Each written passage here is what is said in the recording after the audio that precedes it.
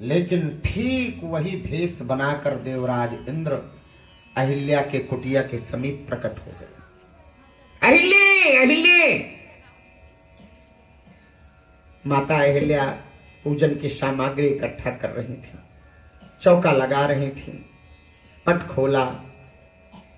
स्वामी, अभी तो आप गए थे गंगा स्नान करने, कैसे चले आए? देखिए, वाल्मीकि रामायण में बहुत अलग है। वाल्मीकि रामायण में दिया गया है कि अहिल्या ने काम आतुर होकर के स्वयं अपनी इच्छा देवराज इंद्र से प्रकट की थी कि तुम मेरे साथ रति करो। लेकिन ये मर्यादा का ग्रंथ है, श्री रामचरितमानस गोस्वामी जी ने रचना किया है। गोस्वामी जी ने इतनी मर्यादा से इसकी रचना किया है कि देखिए, उसी की कथा पूजनीय है, वंदनीय है जो मर्यादा में रहता है, और वही व्यक्ति वंदनीय है जो मर्यादा में रहता है।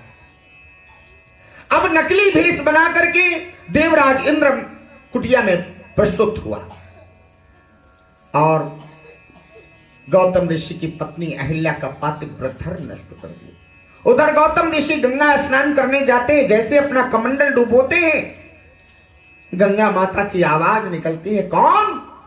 अर्धरात्रि में मुझे जगाने वाला कौन है? गौतम जी कहते हैं, माते, मैं आपका पुत्र ही तो हूं गौतम, प्रतिदिन आता हूं, आपको प्रणाम करता हूं, आपके जल को मज्जन करता हूं। हे माता, मैं गौतम हूं। तब गंगा मैया ने कहा, पुत्र गौतम, ये ब्रह्म बेला का समय नहीं है, इस समय रात्रि के ठीक 12 बज रहे हैं और तू जा, तेरी कुटिया में छल हो रहा है।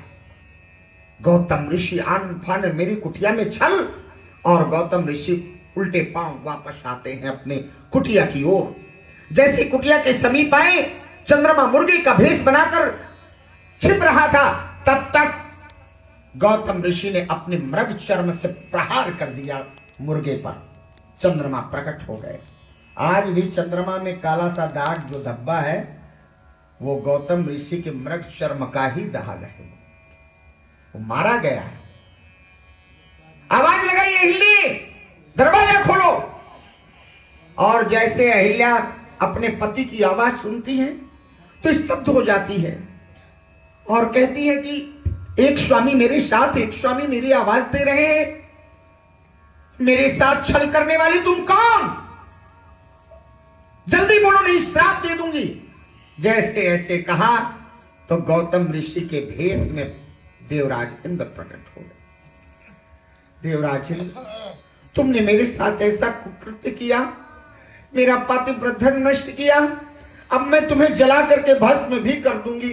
तो पहली बात तो मेरे पास वो सामर्थ्य नहीं रही कि मैं जलाकर भस्म कर दूं। क्यों?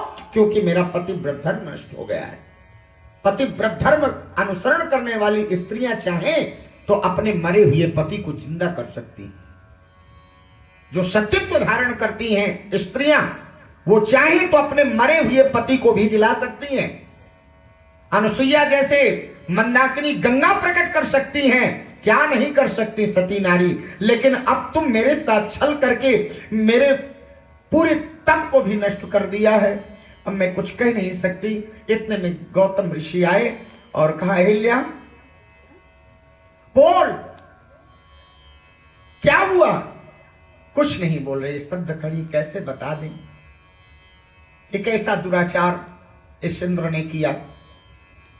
गौतम ऋषि कहते, मैं पूछ रहा हूं, तू पाषाण की तरह, पत्थर की तरह खड़ी है?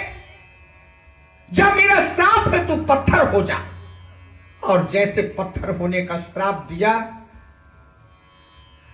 वहीं पर पाषाण के रूप में परिवर्तित हो गए। देवराज इंद्र से कहा, इंद्र तू देवताओं का राजा है, तेरे यहां नाना प्रकार की अप्सराएं हैं, लेकिन फिर भी तुम्हें काम से तृप्ति नहीं मिली।